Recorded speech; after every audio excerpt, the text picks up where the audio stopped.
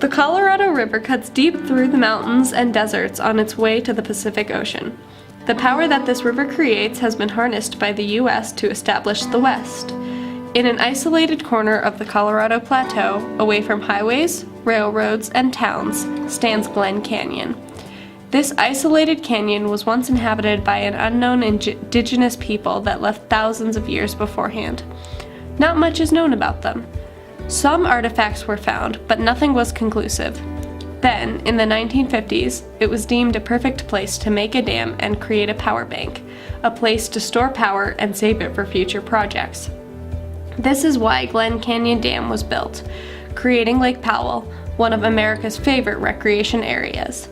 Construction began October 20th, 1956, after Congress passed the Colorado River Storage Project Act.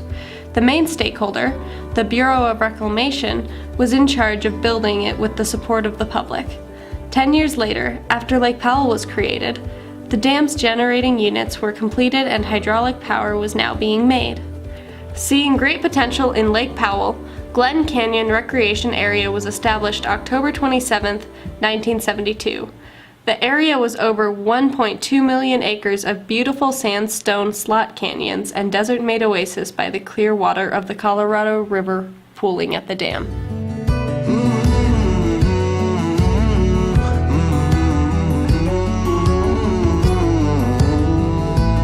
As a national recreation area, Glen Canyon is a Level 5 protected area managed by the National Park Service.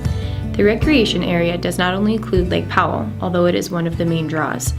Rainbow Bridge National Monument is also within the boundaries as a beautiful display of the effect of the Colorado River on the Colorado Plateau. Within Glen Canyon Recreational Area, there are several direct threats that are currently being met with regulations and policing.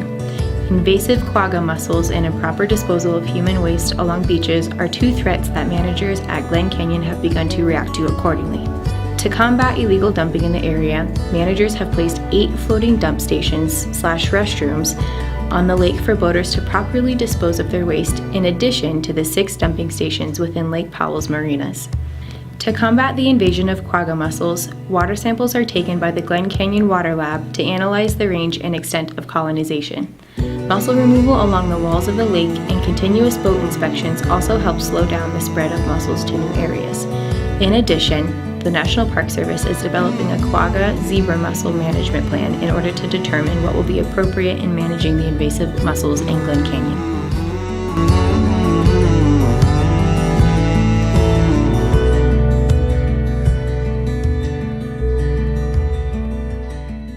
Due to the location and initial purpose of Lake Powell, the threats that both the lake and Glen Canyon Recreation Area face are inevitable and will increase over time.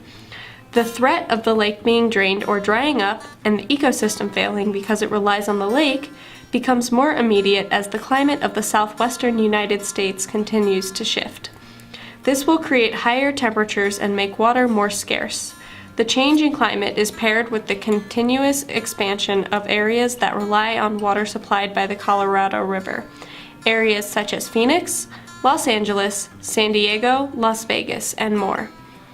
More people are living in dry, water-scarce areas, and a lot of them are indulging in unsustainable practices, such as filling large, inefficient swimming pools and using water to keep non-native plants alive. These practices place a higher demand on the precious water that flows through the Glen Canyon Recreation Area. Economically, the creation of Lake Powell and the subsequent protected area was a great decision. The dam was created because it would not interfere with any towns or highways, but would be enough storage for water. Initially, there were no plans to make Lake Powell a protected area. However, the natural beauty of the desert and oasis Lake Powell provided made it the perfect spot for the change. The complex web of indirect and direct threats comes from a decision that was made decades ago. The decision to dam the water in Glen Canyon was meant to generate electricity for surrounding areas and has impacted the native and natural flow of the Colorado River. However, the ecosystem downriver from the dam can no longer rely on the natural flood cycles of the river. On the other hand, the creation of Lake Powell led to the creation of a new ecosystem, a system that is dependent on the presence of a lake and relies on constant, controlled flow. The downside is that the water can drain to levels that harm both the ecosystem and the recreational economy that depend on it. However, the location of Lake Powell was poorly planned for ecological purposes. The porous sandstone and hot, arid climate lead to gallons of water lost each year. This problem was not noticed until recently and would have been unforeseeable for the creators of the dam. The water loss reduces what can drain into the Grand Canyon and the aforementioned ecosystem. Today, Lake Powell is a national treasure and creates great revenue for the area and National Park Service. To remove the area for environmental and ecological reasons would hurt the local economies and ecosystems that the lake has created.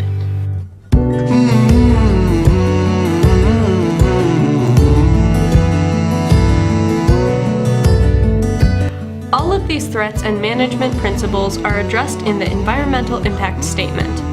The National Park Service is heavily regulating water flow to adequately supply water to the Southwest United States.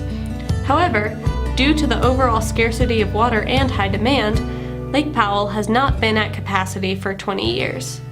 Also, scientists are attempting to simulate natural flooding seasons by opening up the dam at strategic times to help the Grand Canyon ecosystem. This is a recent endeavor, and it is unknown how effective this measure will be. Glen Canyon Recreation Area faces many direct, indirect, and underlying threats that are deeply entwined, and there is no easy solutions for any of the problems. However, the National Park Service is working on mitigating these threats.